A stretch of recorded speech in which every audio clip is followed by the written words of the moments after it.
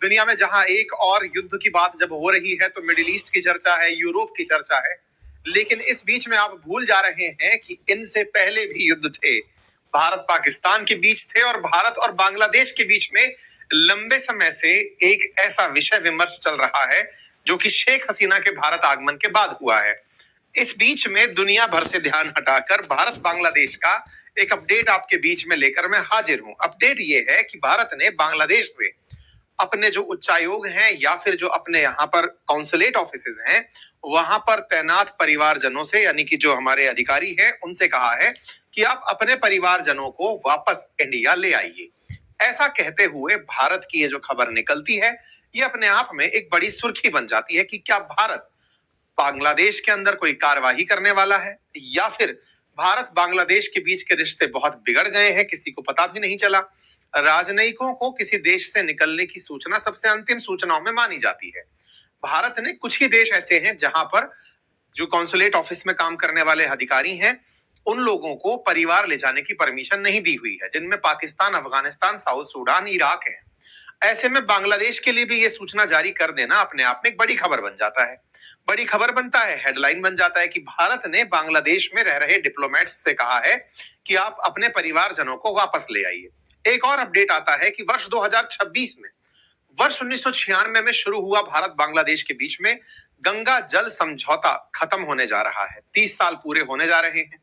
क्या ऐसे में भारत बांग्लादेश के साथ गंगा जल बंटवारे को लेकर कोई अहम फैसला करेगा या फिर बांग्लादेश को सिंधु जल समझौते की तरह ही गंगा जल समझौते से अलग कर देगा? ये जानने वाली बात है। आइए शुरू करते हैं। भारत बांग्लादेश ने राजनयिक परिवार वापस बुलाए, ये खबर सबसे पहले बीबीसी में आई। बीबीसी ने इसके लिए लोगों से पूछताछ की। आधिकारिक रूप से किसी ने इसकी पुष्टि नहीं की, तो उन्होंने और राजनयिकों से जा जाकर इस बात को पूछा कि क्या परिवारजनों के लिए यह आदेश था। तो बात निकल कर आई कि 1 जनवरी 2026 को सरकार ने डिप्लोमेट्स से परिवारजनों को वापस लाने के लिए कहा था और कहा था कि जिनके बच्चे वहां पढ़ते हैं वो 15 जनवरी तक बच्चों को लेकर के वापस आ जाएं। ऐसा कहते हुए विदेश मंत्रालय की तरफ से कोई आधिकारिक पुष्टि के बिना ही इन्होंने अपनी तरफ से ये खबर निकाली और जो कहीं ना कहीं सही पाई गई। इसके पीछे के कारण क्या हो सकते हैं? कारण जैसा आप सभी जानते हैं, शेख हसीना के भारत आने के बाद से बांग्लादेश में हिंदुओं के खिलाफ टारगेटेड किलिंग हो रही है। अल्पसंख्यकों के साथ जो घटनाएं हो रही हैं उसमें घटनाओं का जिक्र लंबा पुराना है और उन सभी घटनाओं में बांग्लादेश सरकार लगभग मूक दर्शक बनकर बैठी हुई है।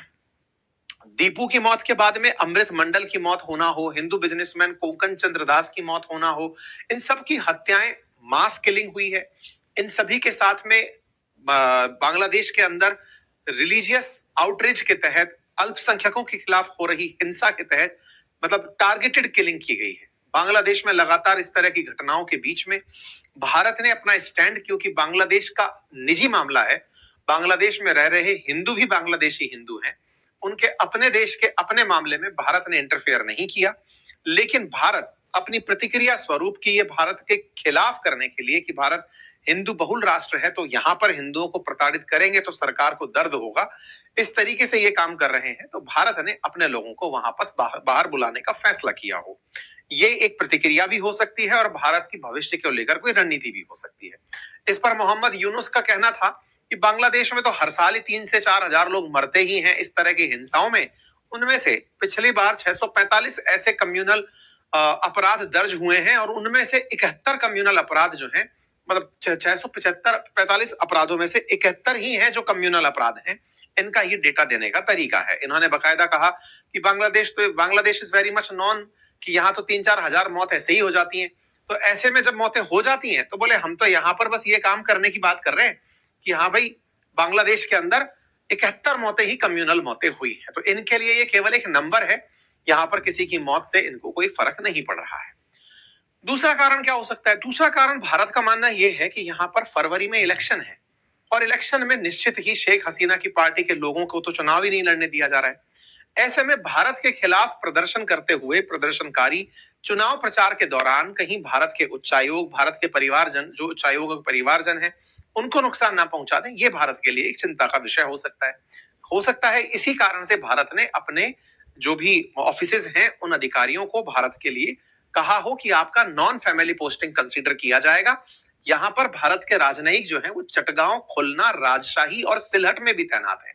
तो उच्चायोग ढाका के अलावा भी हमारे राजनयिक पद जिन 4 जगहों पर हैं, यहाँ से हम अपने जो उच्चायोग के अंदर काम करने वाले या फिर राजनयिक पदों पर काम करने वाले अधिकारी या फिर कर्मचारी हैं, उनके परिवारजनों को वापस बुलाने का आदेश दे चुके हैं, क्योंकि ये नॉन फैमिली पोस्टिंग में जगह डाल दी गई है। और नॉन फैमिली में भारत ने इराक, अफगानिस्तान, पाकिस्तान और दक्षिणी सूडान को ऑलरेडी डाला हुआ है। तो एक तरीके से कहिए कि पाकिस्तान की श्रेणी में अफगानिस्तान को डाल दिया गया है।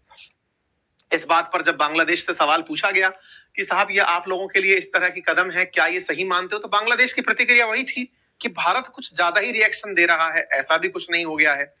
बांग्लादेश को ऑलरेडी अमेरिकियों ने पहले ही नॉन फैमिली पोस्टिंग में डाल रखा है। तो बांग्लादेश में वैसे भी बहुत सारे ऐसे राजनयिक हैं जो अपने बच्चों को लेकर या परिवारजनों को लेकर नहीं आते हैं। तो भारत ने इनके लिए बिल्कुल वैसा ही काम कर दिया है। खैर, बांग्लादेश के हालात जो भी हैं उसमें अभी तक कोई सुधार नहीं है। हिंदुओं के खिलाफ लगातार हत्याएं जारी हैं और भारत की प्रतिक्रिया का अभी भी इंतजार चल ही रहा है। इन्हीं प्रतिक्रियाओं में एक प्रतिक्रिया जो हमने पाकिस्तान के साथ की थी सिंधु जल समझौता तोड़ के, वैसी प्रतिक्रिया अपेक्षित है गंगा जल समझौता तोड़ के। ऐसा क्यों कह रहा हूं? वर्ष 1996 में 30 साल पहले गंगा जल समझौता हुआ था, जिसमें तय हुआ था कि गंगा नदी का पानी फरक्का बांध से हुगली नदी में और गंगा नदी में, क्योंकि गंगा नदी भारत के बाद बांग्लादेश में जाती है, तो यहां पर बटने के लिए फरक्का से डिसाइड होगा कितना कितना पानी कहां जाएगा। वर्ष 1996 में एचडी देवेगौड़ा सरकार ने तय किया था कि इस पानी का बंटवारा 35,000 क्यूसेक रहा करेगा। उसके नियम तय किए गए। कहा गया कि मार्च से लेकर मई के बीच में जब पानी कम होता है गंगा नदी में, तो फरक्का का पानी इस तरह छोड़ा जाएगा कि 35,000 क्यूसेक जल दोनों देशों को मिलना सुनिश्चित रहे। अगर पानी कम भी हो जाए फरक्का में कभी, तो ये तय हो कि 10 दिन 35,000 क्यूसेक पानी इधर जा रहा हो और 10 दिन 35,000 क्यूसेक पानी उधर जा रहा हो। पानी की अगर मात्रा बढ़ती है तो बढ़ने पर आधा आधा ये जो जल 35,000 है ये तो मिनिमम रखा ही जाएगा। 70,000 क्यूसेक से ऊपर हो जाता है तो अधिक 35,000 से 40,000 तक का जो पानी है वो इंडिया रखेगा, और ज्यादा हो जाता है तो फिर वो बांग्लादेश को छोड़ दिया जाएगा। एक ऐसा समझौता हम लोगों ने वर्ष 1996 में किया था। अब ये फरक्का बांध कहाँ है, क्या है? पश्चिम बंगाल के मुर्शिदाबाद के अंदर फरक्का डैम गंगा नदी पर बना हुआ है। जरूरत क्या थी? जरूरत यह थी कि गंगा नदी जब 2 भागों में बढ़ती है, हुगली और गंगा के अंदर, तो हुगली पश्चिम बंगाल से होते हुए कोलकाता तक आती है। हुगली नदी में ही वेस्ट बंगाल से चल के बहुत सारे बड़े जहाज कोलकाता पोर्ट तक चलकर आते हैं, यानी रिवर के अंदर चलते हुए पोर्ट तक चले आते हैं।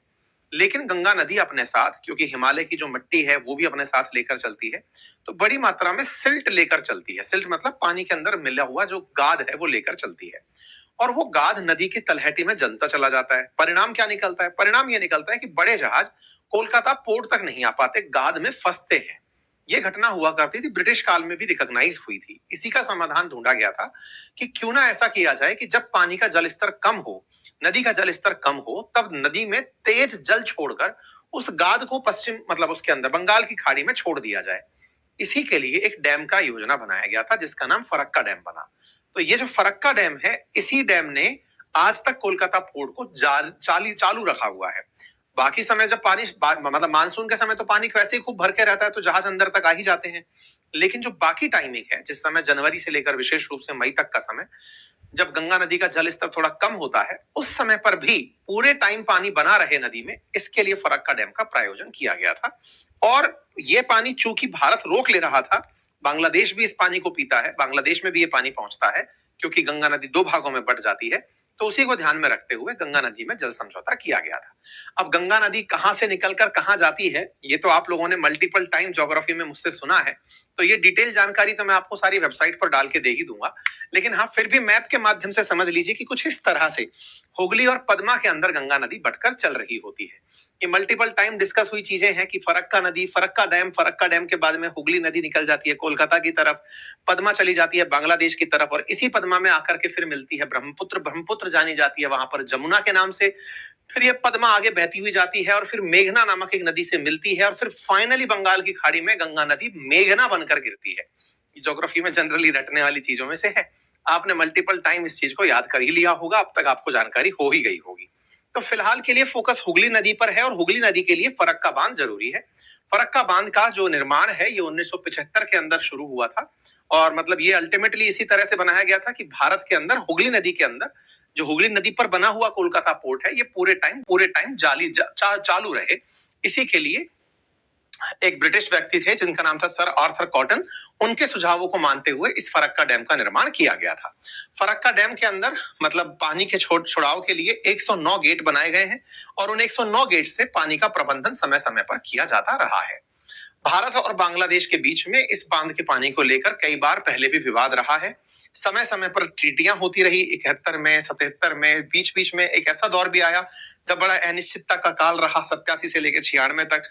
फाइनली 96 में जाकर भारत और बांग्लादेश ने तय किया कि चलिए जल बंटवारे को लेकर कुछ नियम बना लेते हैं। ये वो 1996 की आइकॉनिक तस्वीर है जिसमें भारत के प्रधानमंत्री एच डी देवगौड़ा जब बांग्लादेश गए तो बांग्लादेश के फाइटर जेट्स ने बकायदा उनको एस्कॉर्ट किया था, रेड कारपेट पर वेलकम हुआ था, बढ़िया गनवन चलाकर भारत के प्रधानमंत्री का वहां स्वागत हुआ था।